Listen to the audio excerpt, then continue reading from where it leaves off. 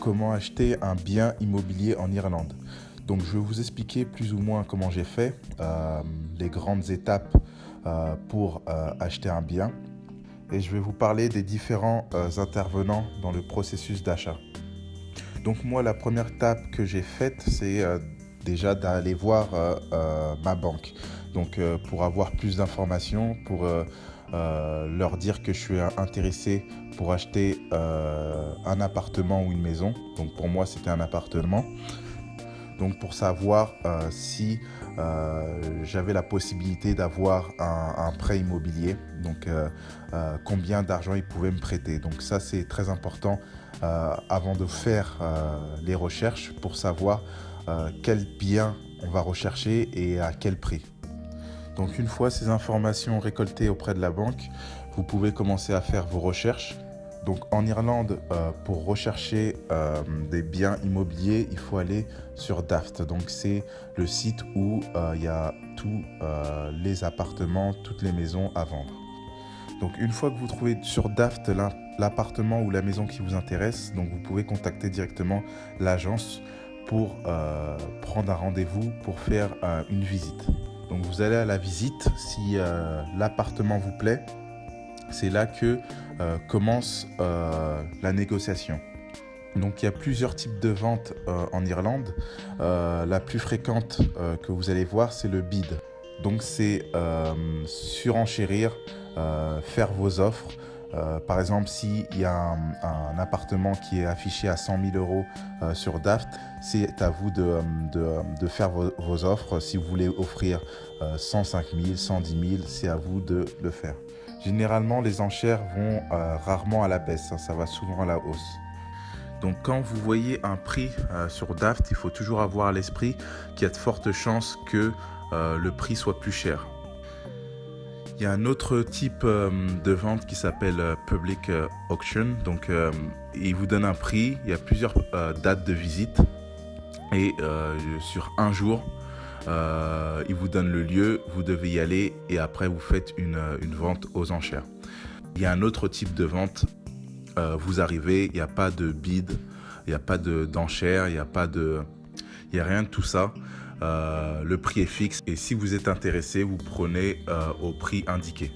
Donc une fois que vous êtes prêt à faire vos offres, il y a certaines agences qui vont accepter que vous le fassiez en face à face ou d'autres qui vont vous dire qu'il faut le faire par email. Donc c'est à ce moment-là que l'agence va vous demander un document qui prouve que vous avez l'argent suffisant. Donc ils appellent ça Proof of Fund. Et ce document, c'est la banque qui vous le donnera. Il y a certaines agences qui ne vous le demandent pas. Donc les enchères peuvent durer plusieurs jours, voire plusieurs semaines.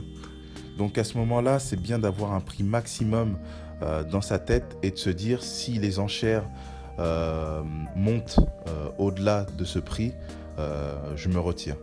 Parce que vous pouvez rentrer dans le cercle et surenchérir et aller au-delà de votre budget.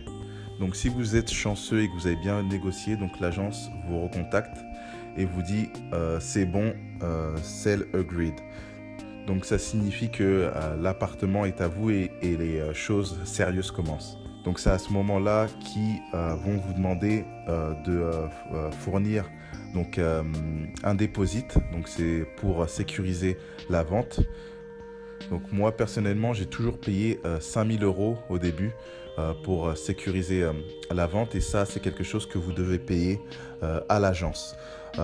Et bien leur demander que ces 5 000 euros ou ce deposit soit remboursable si la vente ne va pas au bout et qu'ils vous le confirment par email pour pas avoir de mauvaises surprises par la suite. Donc, il faudra retourner à la banque vu que là maintenant vous avez les informations précises par rapport au bien que vous voulez acheter. Donc là, la banque fera le nécessaire pour avoir la confirmation officielle par rapport à votre mortgage.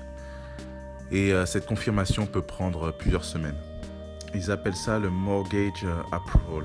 Là, il y a beaucoup de travail à faire parce qu'en même temps, il faudra que vous trouviez un solicitor, donc un avocat, qui va s'occuper de la partie légale. Donc vous devez prendre rendez-vous avec cette personne le ou la rencontrer et cette personne va vous expliquer plus ou moins comment ça va se passer et va vous suivre jusqu'à la fin de la vente. Moi, j'ai toujours payé l'avocat, donc le solliciteur, entre 3 000 et 5 000 euros.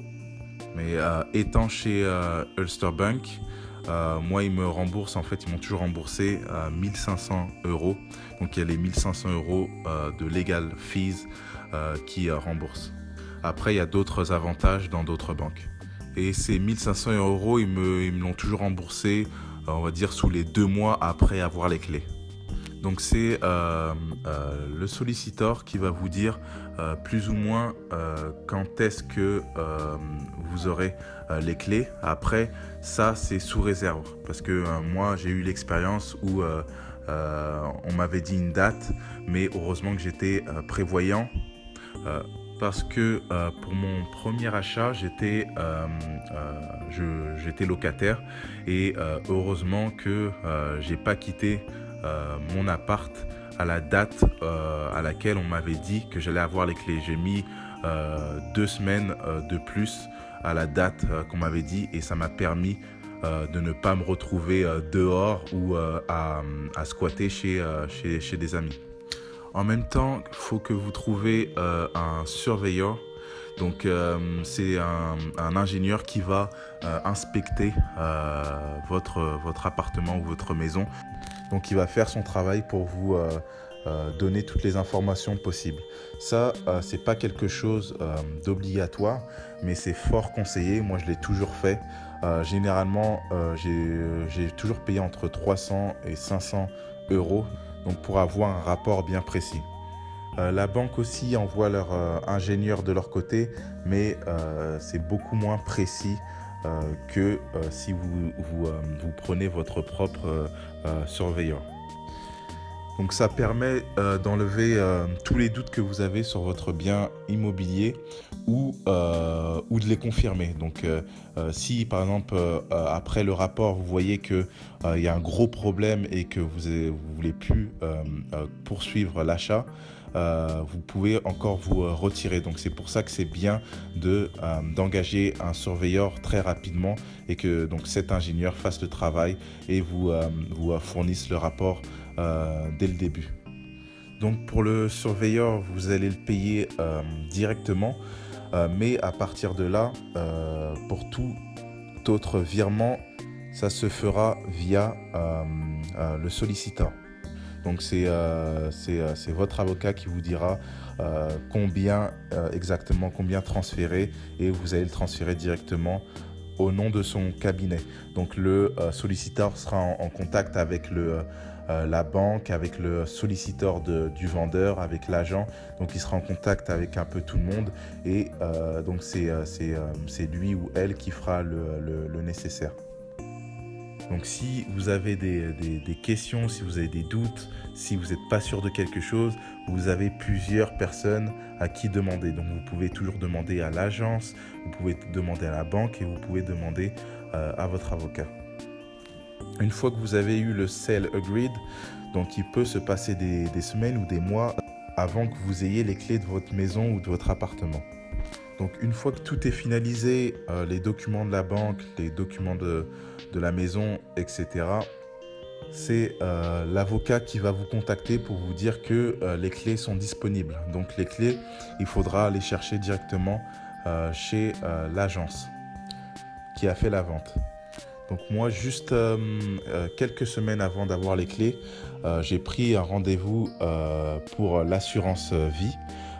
Donc j'ai pris ce rendez-vous via ma banque qui m'a référé à Irish Life.